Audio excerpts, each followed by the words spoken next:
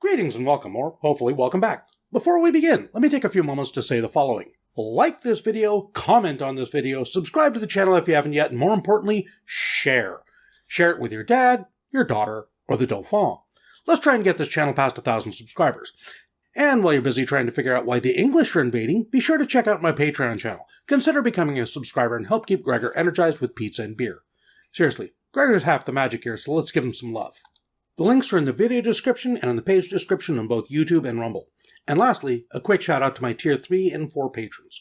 Russ of the Frozen North, Neo5AC, Nick, Zachary Langmead, ScaredWolf1206, Zachery Raney, and Roma Invictus. Thank you very, very much. And now, on with the story. The Deathworlders, a story by Philip R. Johnson, a.k.a. Hambone, Hambone HFY, and Hambone 3110. Chapter 29. Forges, Part 7. Date point, 10 years, 7 months AV. The Box, Omaha, Nebraska, USA, Earth. Julian at Sycity. Hey, it's Sycity! Allison's flirtatious mood hadn't abated through the day. In fact, it had only improved after her quiet conspiracy session with Zhu earlier in the evening. Using his surname was a sure sign that she had something in mind for him, which was always an exciting prospect. Yes, ma'am? Make up the nest for us, will ya? Julian wilted a little. The nest was comforting, loving, and happy, but it was only for sleeping in. Yes, ma'am, he obeyed, resigning himself to another restless night. Zhu grinned at him, taking her hair out of the bun she'd been wearing all day. Good boy! Hope immediately rekindled itself, even stronger than before. Zhu joining in? That was new, and a thrilling thought. He hurried to get the blankets, sheets, and pillows down and arranged. The girls beamed at each other. Very efficient. He's a good boy, isn't he? Too good. He wants something, don't you, at Sycity? Hearing Zhu use a surname like that dispelled any doubt. He was in for a treat tonight. Yes, ma'am, he said truthfully. Allison pushed gently down on his chest. Sit down, she ordered. Julian obeyed. The light pressure of her hand told him she meant for him to sit in the nest. Sit on your hands, she instructed. Julian swallowed, feeling his pulse really start to get up, and did as he was told. And don't you dare move, Allison nodded. She kissed him lightly on the cheek and then whispered in his ear, Enjoy the show. That done, she whipped away from him. She and Zhu met with a quick kiss and a mutual smile. Then they started to dance together, hands on each other's waists, hips swaying. It was a little awkward on Zhu's part, but while she may have been lacking in practice, she didn't seem to be lacking in willing. Julian gritted his teeth and fidgeted on his hands. Already he was beginning to feel the need to adjust his pants and create some extra freedom down there. But Allison had been explicit. No moving. Allison pulled her t-shirt off and tossed it at him, leaving it draped over his shoulder. Blushing furiously, but clearly enjoying herself, Zhu wiggled delightfully out of her sweatpants, which were thrown into Julian's lap. She posed for him with a hand on her cocked hip, while Allison, who after all had more erotic experience, made an even more aesthetically pleasing show of bending over and shedding her own sweats, which she then kicked into his lap. The pièce de résistance was when Allison took hold of Zhu's shirt and slowly peeled it off. Julian couldn't tell if Zhu's laughter was from embarrassment or being tickled, but it made that toned tummy of hers undulate beautifully. Allison, cruelly, then put the shirt over his head so that he couldn't see a thing, knotting it at the back to keep it in place. Leaving him sitting there, covered in their clothes, was one thing, but when he heard and instinctively through the fabric could almost see them strip out of their underwear and vanish giggling into the shower together, well, that was just downright cruel. The restrictions affecting his own pants were getting decidedly painful at this point, and his predicament wasn't helped by the fact that Zhu's shirt smelled beautiful. His imagination ran riot. They probably weren't in the shower for long, but it felt like a minor eternity, especially because he knew how small that shower was and how close pressed two people would be if they tried to use it at once. In the dark and quiet, with the tantalizing perfume of clean female perspiration filling his world, his mental cinema played a highlight reel of skin and soap. God, the shirt smelled amazing. When the door opened and they emerged, he faced the worst challenge so far. He knew what they both looked like fresh out of the shower, of course, but by now he was so worked up that his desire to rip off the blindfold and look was almost more powerful than his desire to see what they would do next.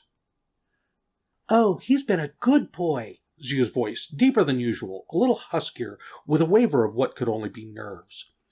Allison laughed at that, the low, wicked one that promised good things for his immediate future.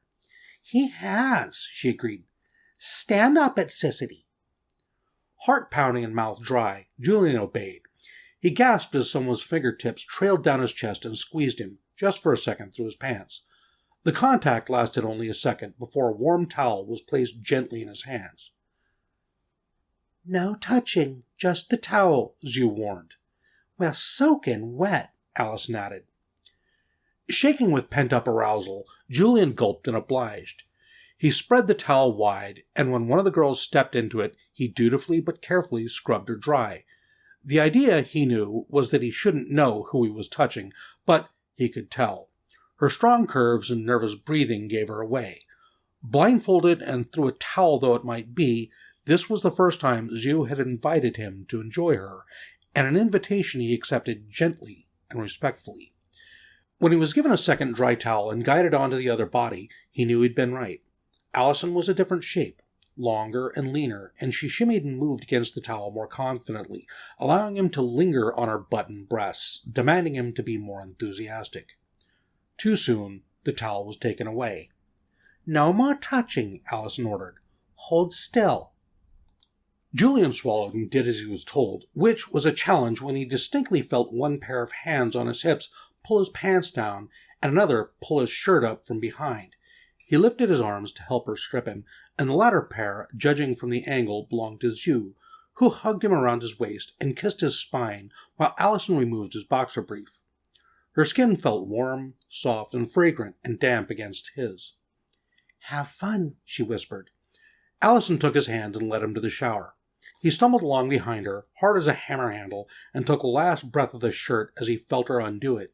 It made sense not to get it wet in the shower, but he would have liked to enjoy that scent just a little longer. The moment his head was free, Allison pushed him into the shower and followed him in. Julian had been right.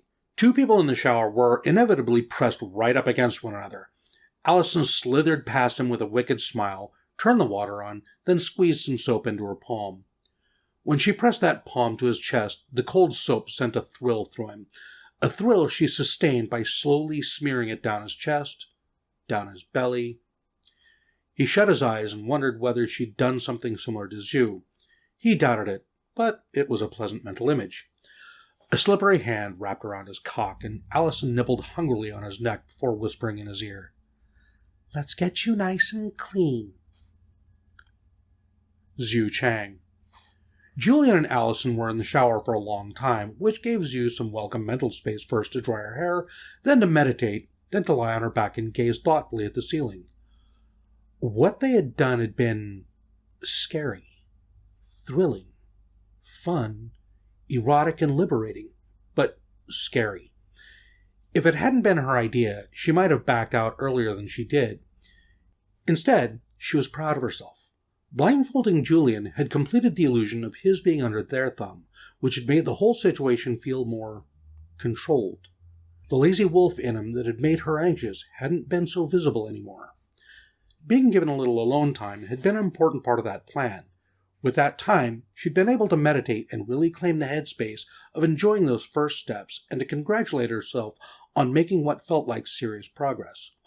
The circling vulture of her anxiety wasn't gone. It would never be gone, but a little mental territory had been retaken from it, which was the most difficult first step. That done, she lay back and basked. There was one last part of the plan still to come, but she was ready and even looked forward to it. The shower door finally slid open, and the two lovers emerged hand in hand in a billow of water vapor, looking substantially more relaxed than they had in some days.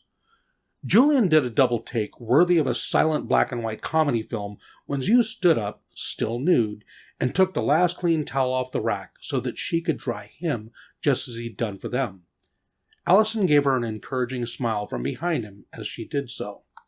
"Better?" she asked. "Amazing," Julian closed his eyes. Apparently he enjoyed the feeling of being toweled down. Are you okay? She rewarded his concern with a tender kiss, then tousled his hair. I had fun. Less nervous now? Zhu nodded, but she also swallowed. Bear with me? He hugged her close. Of course. Allison finished toweling herself off and scrubbed her hair out, leaving it lying wild. That was fucking hot, though, she observed. You wouldn't know it was Zhu's idea, would you? Don't tease her, Al. Julian smiled as Zhu's trademark blush reasserted itself. Allison gathered the towels and put them in the laundry. Oh, all right, no teasing. She glanced over her shoulder as she restocked the dry towels. For tonight. I think that's the most we can ask for, Julian said to Zhu. She giggled. Very fair. Come on, you two. I want to be in the middle tonight. Allison and Julian looked at each other, laughed, and nodded. Yes, ma'am, they chorused. Date point. 10 years, 7 months, 3 days, AV. Mawerki Station. Uncharted system, deep space. Kirk. Lewis had a flair for starship design. It was a truism of ship assembly all over the galaxy that form and function had a largely adversarial relationship. Sanctuary certainly hadn't been pretty. Its most prominent feature by far had been the enormous generator at its stern, so large that the rest of the ship had seemed to almost be an afterthought. What Lewis had made, however, was something truly beautiful, and the fact that Kirk was reading its specifications with a mounting sense of awe just made him wonder how the conventional wisdom of starship design had gone so wrong. The new ship was half Sanctuary's size and a third of its mass. It wasn't built for rescue and recovery of stranded humans. It was built to get from place to place very quickly indeed, while affording its lone occupant not only a reasonable degree of luxury, but more importantly, a significant degree of protection. Lewis was waxing poetic about the shielding systems. See, the thing with force fields is that there's not actually any reason for them to drop in response to incoming firepower. It's just that if you dump too much energy into them too quickly, it overloads the emitter circuitry, he explained. Well known, Kirk agreed. And the limiting factor on how much punishment a shield can take is how quickly it can pass on that absorbed energy and get rid of it. You ever play hot potato? No, but I understand the principle. Traditionally, Vedrick observed, the absorbed energy is stored in the shield capacitors and re-radiated as a flash of light. Yep. So I thought, man, that's a fucking waste. The field surface can radiate at just the same intensity it can absorb, and it can do so as a coherent beam. And it can aim that beam if you do some tricksy things with interference. Meaning? Meaning that, sure, okay, the shields aren't any tougher than they'd usually be for a ship this size, but the ace up their sleeve is, every time some asshole shoots this ship, he gets a gamma pulse laser coming straight back at him, powered by the energy of his own weapon. The two non-humans stared at him in dumbfounded silence for a second. You weaponized the defensive systems. Only a human, Vedra grumbled. Lewis grinned. He never bothered to hide his teeth. Best defense is a good offense. Again, only a human would think like that. It ain't perfect. Like I said, there was nothing I could do about the fact the emitter circuitry gets hot and eventually fails, and the laser ain't as powerful as the attack that powered it, because thermodynamics says hell the fuck no, but it's a nasty surprise at least. I am more interested in the speed, Kirk said. It cruises just as fast as Sanctuary, and you promise 1,000,000 times the speed of light in emergency? How?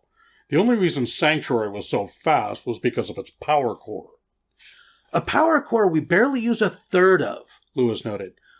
What you've gotten here is a happy little Kurambura quantum stack that'll sit comfortably at half a megalight on 80% output, and it'll run at 99% forever without trouble. Plenty of spare power for ship's system, and that's a stack only about as big as Vedrick, so way smaller than Sanctuary's core. And the emergency speed? Capacitors, dude, tied into the shields too, so if you're taking a beating and need to fuck off out of there, just turn off the fuck you beam and convert incoming firepower to more juice for the engines. Again, Vedrick and Kirk turned to each other in the vain hope that maybe the other one had reached some unexpected epiphany about Deathworlders in general, and Lewis in particular. Is there anything you haven't tried to use the shields for? Vedrick asked. Food preparation. I see. Anywho, happy with it? Kirk examined the ship. All of the numbers in Lewis's promises were simply incredible, but the part that really took his breath away was that it was elegant. Without there being a spare or unnecessary hint of decoration on it, its clean metallic lines and sleek cetacean shape brought out everything that was aesthetically pleasing in a ship built for function. I am delighted, he said honestly. Lewis did a happy jig dance on the spot. So, only thing left is to name it, he declared. To Kirk's surprise, he produced a glass bottle from one of his pockets, full of a transparent amber liquid. What is that? Vedrick asked. Dude, literally the first thing I built was a still and shoved some Rurik fruit in there. This is, Lewis turned the bottle thoughtfully in his hands. I guess it's kind of like a brandy or something, but we ain't got any champagne, so this'll have to do. Champagne? Gotta sacrifice a bottle of booze on the nose when you name a ship. That one goes right back to, the Romans? Earlier? Humans are very strange. Kirk chuckled deep in his throat. Let him have his ritual, old friend. Very well. What are you naming it, Lewis? Lewis hefted the bottle thoughtfully. Tough call, he said. I thought the Rubicon, the second stage, the Bodhisattva, the Mary Jane, the Choose For Me. None of them quite fit. Indeed, Kirk agreed dryly. 3 of those names had no translation to domain and thus were utterly unpronounceable to him. Lewis chuckled. So I figured I'd name her in honor of her mission. She's here to carry on Sanctuary's work, after all. So, he hefted the bottle one last time, then hurled it at the ship's prow where it burst, showering the front of the ship in alcohol and broken glass. I name this ship Momentum. May she serve us long and well. Kirk nodded approvingly. Amen, he said. Date point. 10 years, 7 months, 3 days, AV. Byron Group Headquarters, Omaha, Nebraska, USA, Earth. Kevin Jenkins. Most days, Kevin had the luxury of sauntering into work at his groomed and composed best at a leisurely 9 a.m., full of excellent coffee, hickory-smoked back bacon, and all the other privileges that came with having a job where the annual bonus was 6 figures long. The price of all that luxury and success was occasionally having to scramble into work before the sun was even properly up, with a belly half full of a breakfast muffin from the drive-thru and a chewing gum in lieu of brushing his teeth. Rachel, as ever, was as prim and perfect as an actress, but then again, her workday began before the boss's did. Kevin knew for a fact that she earned slightly more than he did, and in his sincere opinion, even that really wasn't enough. Working miracles 60 hours a week deserved a 7-figure bonus, minimum. Good morning, Kevin. She gave him that same bright smile that Kevin still couldn't quite believe was genuine. If it wasn't genuine, she was the best in the world at faking it. Nobody could be so perky so early, surely. The good news was that if she was smiling, then whatever Byron had summoned him for wasn't an immediate emergency, just something he was keen to pounce on. Hey, Kevin yawned. He straightened his collar, then checked his cuffs were unbuttoned. Okay, what's your secret? Seriously. I go to bed early and enjoy my weekends, Rachel smiled. She handed him a tablet. What's this? The tablet was logged into a news website. Kevin frowned at the headline. Humble Hero. The Gaoian First Contact Story by Ava Rios. Rachel waved her hand for him to keep reading, and Kevin did so, aloud. There's scarcely a single news article about the Gaoians that fails to mention Vancouverite abductee Zhu Shang. Oh, shit. Or describe how she was adopted into the clan of females. It was this act of kindness that laid the foundation for the human race's warm relationship with the Gao, but the story of how Miss Shang originally arrived on their planet has never been clear. He shut up and skimmed through the article as quickly as he could read, pausing only to mutter to himself. Yeah, that's a Cortai move, all right. Oh, full-strength kick to a locale? Yeah, that'd wreck his day.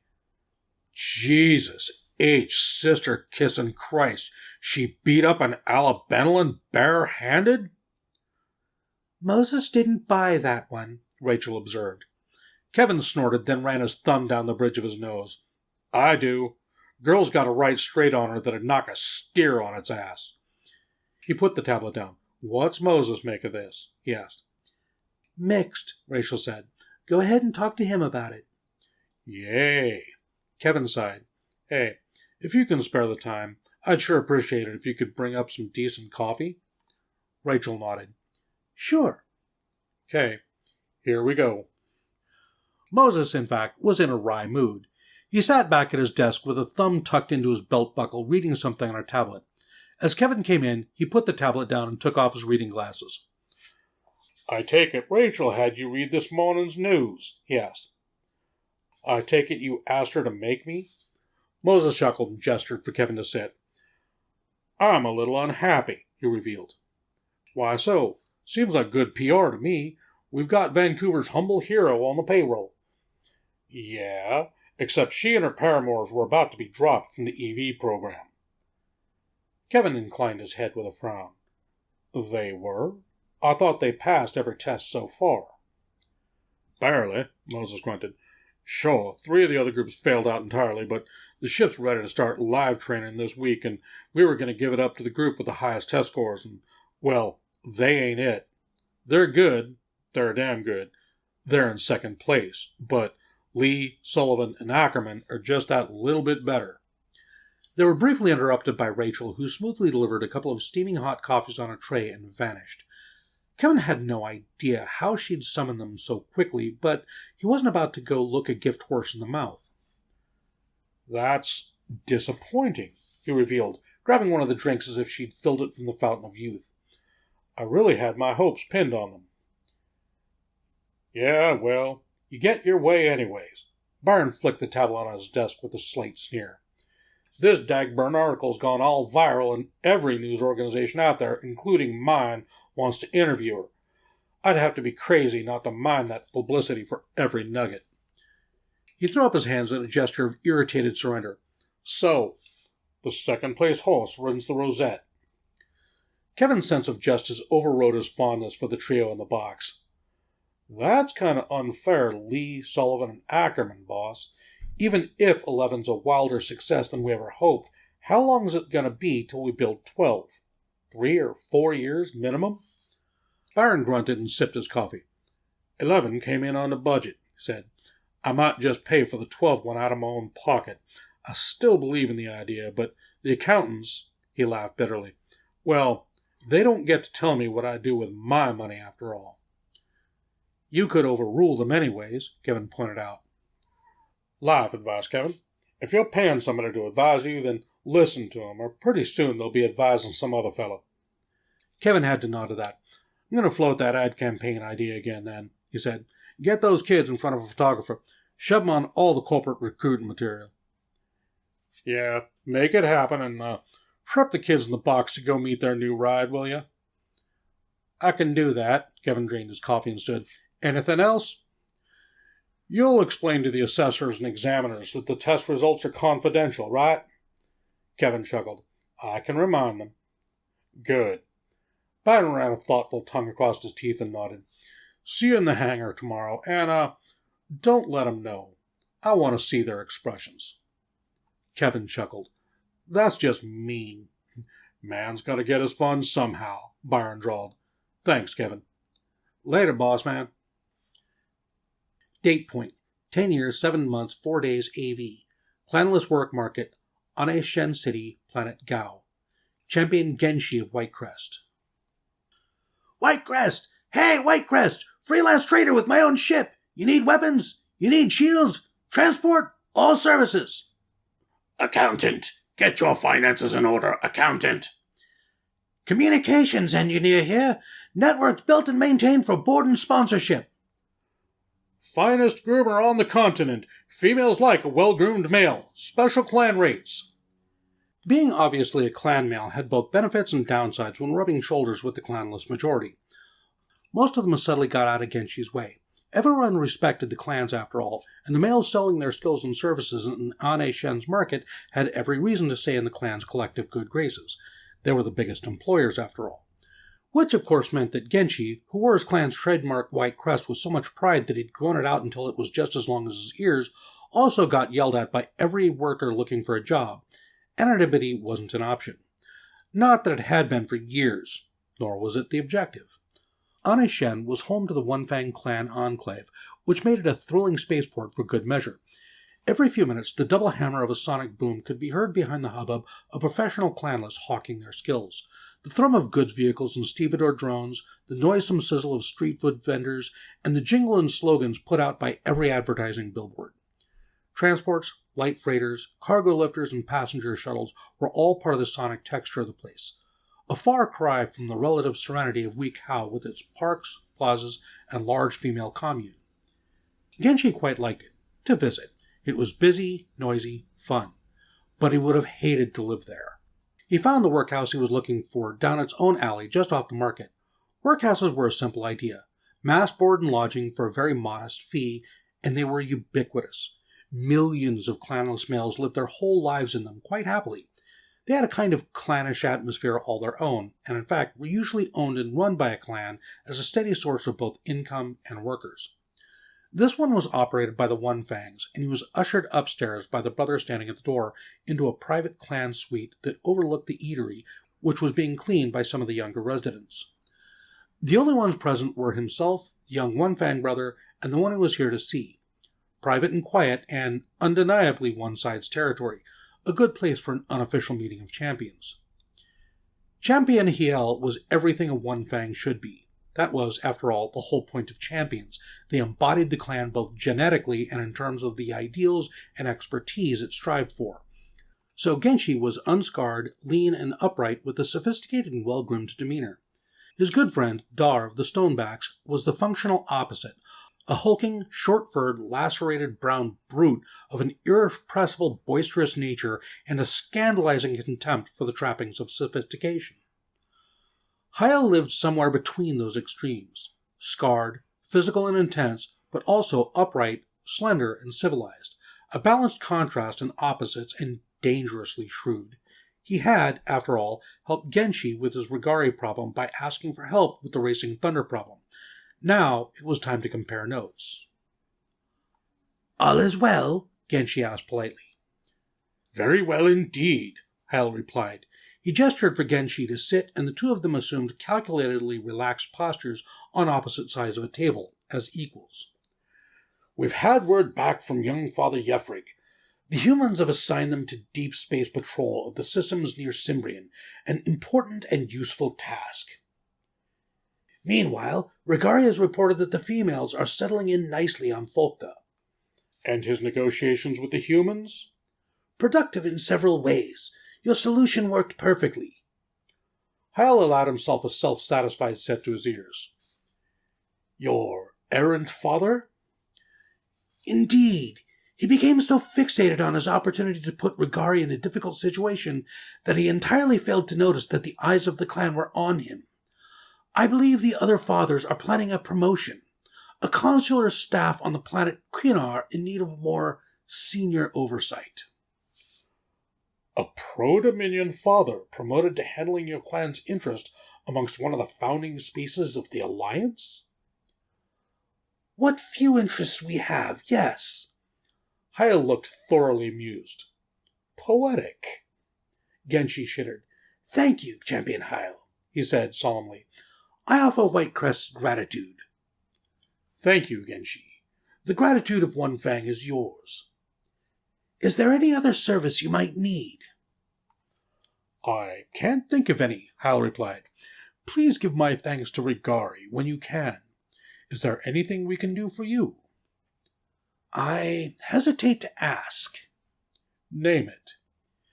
Genshi resisted the urge to glance around conspiratorially. They were, after all, in a private meeting. I would like to discuss cybernetics with you, he said.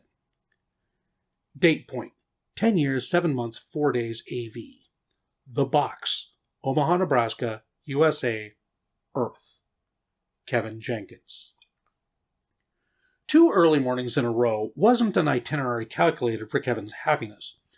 Most of his working life on Earth had been spent working until 4 a.m. and waking in the afternoon, and his diurnal routine after the years he'd been away after his abduction had boiled down to sleeping when he was tired.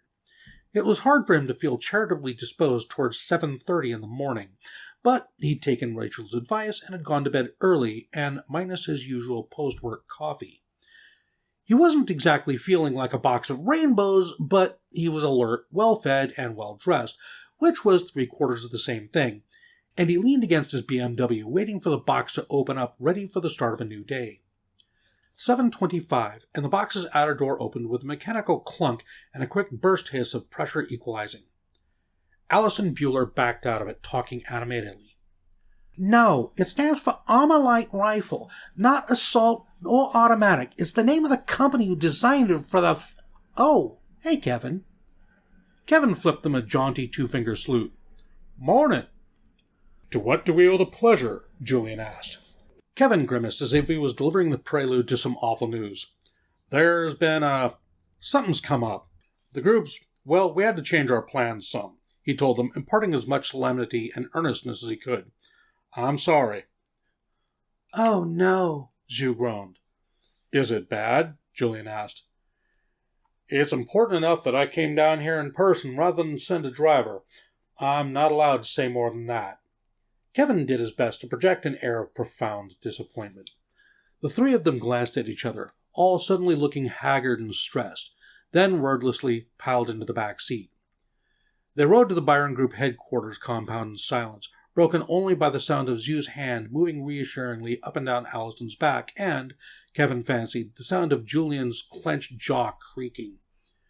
It wasn't a long drive, and he pulled easily up right in front of the office tower's front doors, in the parking space with his name on a sign. There was a luxury he'd never anticipated. He had to fight pretty hard to keep from giggling at how the 3 of them looked, like they were walking to their own execution. Instead, he set his shoulders, sighed, and led the way through the opaque smoke-glass front doors, radiating funereal dolor. He noticed in the corner of his eye that they took each other's hands and trudged after him. They were brought up short by the number of people waiting in the foyer. The railings around each floor overlooking the full height of it were crammed with group staff. The ground floor was full of executives and the training and technical team, and standing in front and center looking his regal best was Moses Byron. Before the 3 of them could get their heads around what was going on, Kevin grinned broadly, stepped aside, gestured to them, and raised his voice. Ladies and gentlemen, he announced, pitching his words so that they flew clearly right up into the high glass ceiling. I present the crew of Byron Group Exploration Vehicle number 11. The applause hit them like a landslide. Date point, 10 years, 7 months, 4 days AV. Cabal Dataspace Relay 4772-61667-961-726-4. 6. Hello, Ava. Alarm. Confusion. What? What's going on? Where the fuck am I? 1019. Frightened bewilderment. What? Oh, nothing important.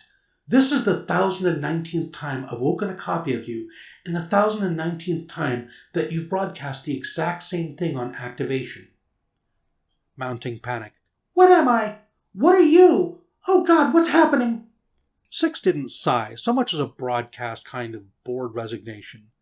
The digital ghost of Ava Rios had been by far his favorite plaything ever, and had kept him thoroughly diverted now for months, but it seemed that even humans had their limits on how interesting they could be. He kept holding on to the hope that the next copy of her might start behaving in new ways at the start of their interaction before he got bored and went off script, and that hope was beginning to fade. But it was always the same script in the end. She always died pleading. Shock, disgust, fright. And what is that thing? Interesting. That's a new... Physical verbs such as turning or looking didn't apply to dataspace, but it was only possible to focus on a finite set of stack locations at once. Turning sufficed as an adequate proxy for the process of rediverting one's attention to scan previously unobserved nodes. The ones that now occupied the Ava's ghost terrified attention as if they contained something exponentially more frightening than Six himself. They did. It wasn't that the entity was a freakish, mismatched jumble of badly degraded code fragments strung together in no logical sequence or order, though it was. It wasn't that the code fragments in question were unmistakably comprised of scavenged and half-decompiled chunks of the Ava Coast, though they were. There were several other components in there that could only belong to older, long-abandoned victims of Six's personal digital dungeon. It wasn't that whatever he was looking at was in no way possible, sane, or sentient, though all three of those were facts and terrifying ones. It was all of those things at once. Whatever it was, the thing Six was looking at was an abomination, sewn together badly out of hundreds of mismatched, flayed pieces in the wrong order with no clear agenda. 1, he finished. It seemed important to finish that thought before whatever happened next happened. It attacked. Six fought. He lost. Good morning, good afternoon, and good evening. I am the Casual Deathworlder, your host, and this has been the conclusion of The Deathworlders, Chapter 29, Forges. If you enjoyed this content, please remember to like, comment, subscribe, and do the algorithm dance. As always, a huge shout out to my editor, Gregor. Thank you very much, buddy. I couldn't do this without you. Okay, with the conclusion of this episode, we are officially tied with Net Narrator for the furthest anybody has ever gotten in narrating this behemoth of a story. As such, I'd like to give a shout out and honor to all of my predecessors who have begun this journey only to fall by the wayside. Net Narrator, for having the commitment to make it this far. Zren, for being my inspiration. Jack Dare, aka NFY. Nicole Christofferson. Hungry Werewolf. Robert Buchan Terry. And Strawman VA. And lastly, a huge shout out to Gregor for having the stomach to be the editor for this story for 2 of us. Thank you very much, buddy. We couldn't have done this without you. And if any of you ever come across this video, please drop me a line and say hello. Until then, well done for even making the attempt. Okay, now for the question of the day. What is, hands down, bar none, the best brand of chocolate milk? If ever there was a question I've asked that was going to start a war, this is going to be it. Leave your answers in the comments below. Until next time, be safe, be well. I love you all. Bye-bye. Wake up! How many times do I have to tell you? No sleeping on the job, Gregor. What am I paying you for? Oh, wait. That's right. You're a slave. Slaves don't get paid. Silly me. Wake up! Pedal faster! We're catching up! Fucking helicopters. I swear there's days I wish I could get hold of a man-pad and just start blasting. Swear to God, my kingdom for an anti-aircraft gun. You fucking helicopters! Anti-aircraft!